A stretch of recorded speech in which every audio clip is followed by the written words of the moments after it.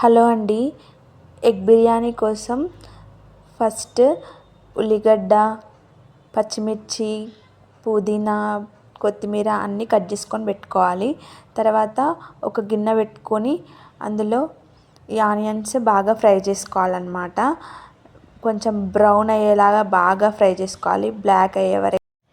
మనం ఇంట్లోనే చేసుకుంటున్నాం కాబట్టి ఏదైనా మసాలా ఐటెం లేకున్నా కానీ ఏం పర్లేదు, ఉన్న వాటితో కూడా చాలా టేస్టీగా వస్తుంది అనమాట. ఈ ఆనియన్స్ మాత్రం ఖచ్చితంగా ఇట్లా బ్రౌన్ చేసుకొని వేసుకోవాలి. ఇట్లా బ్రౌన్ కాగానే గ్యాస్ ఆఫ్ చేసేయాలి. ఇప్పుడు ఆ వేడిగా ఉన్న ఆయిల్లోనే మనం అల్లం వెల్లిగడ్డ పేస్ట్ వేసుకొని అది కొంచెం పచ్చివాసన పోయే వరకు బాగా ఫ్రై చేసుకోవాలి. గ్యాస్ ఆఫ్ చేసి ఇది ఫ్రై అయిపోద్ది అనమాట. ఇప్పుడు మీ ఇంట్లో ఉన్న మసాలా ఐటమ్స్ అన్నీ వేయండి. నేను బగారా ఆకు, చెక్క, లవంగాలు, యాలకులు, సాజీరా, మిరియాలు ఇలా కొన్ని ఉన్నాయి, అవే వేసాను.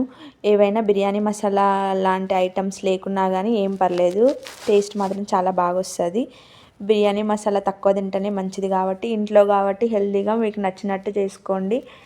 ఈ పుదీనా, కొత్తిమీర మాత్రం ఖచ్చితంగా వేయండి. అవి వేస్తేనే టేస్ట్, చాలా బిర్యానీ టేస్ట్ వస్తుంది అన్నమాట. ఈ ప్రాసెస్ అవుతుంటేనే పక్కన మీకు కావాల్సినన్ని గుడ్లన్నీ ఉడికించుకోవడానికి పెట్టుకోండి. అవి ఉడుకుతుంటే మీరు ఈ ప్రాసెస్ చేసుకోవచ్చు.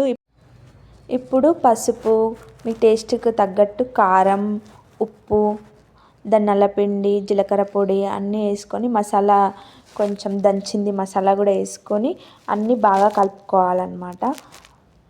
తర్వాత మీరు ఉడికించిన గుడ్లు ఉంటాయి కదా, అవి కూడా అందులో వేసుకొని కొంచెం సేపు కలుపుకొని పక్కన పెట్టుకోవాలి. ఇప్పుడు ఈ మసాలా ఐటెం పక్కన పెట్టుకోవాలి. తర్వాత రైస్ ఆల్రెడీ ఒక 1/2 అవర్ ముందే పెట్టుకోవాలి. ఇప్పుడు రైస్ని స్టవ్ మీద పెట్టుకొని ఇందులో ఉప్పు ఎలా వేయాలంటే కొంచెం మనం టేస్ట్ చూస్తే మనకు కొంచెం ఉప్పుగా అనిపించాలి, అలా వేయాలి. మసాలాలు కూడా వేసుకోవచ్చు. నేను ఆల్రెడీ మనం కలిపి పెట్టుకున్నాం కదా గ్రేవీ, అందులోనే నేను ఎక్కువ వేసానని ఇందులో వేయలేదు. కొంచెం ఆయిల్ కూడా వేయాలి. ఆయిల్ వేయడం వల్ల అన్నం అతుక్కోదనమాట. అన్నం ఒక 90% అయ్యే వరకు ఉంచాలి. తర్వాత అందులో ఉన్న గంజంతా వంపేసి మనం ఆల్రెడీ మసాలా కలిపి పెట్టుకున్నాం కదా, అందులో కొంచెం బయటికి తీయాలి.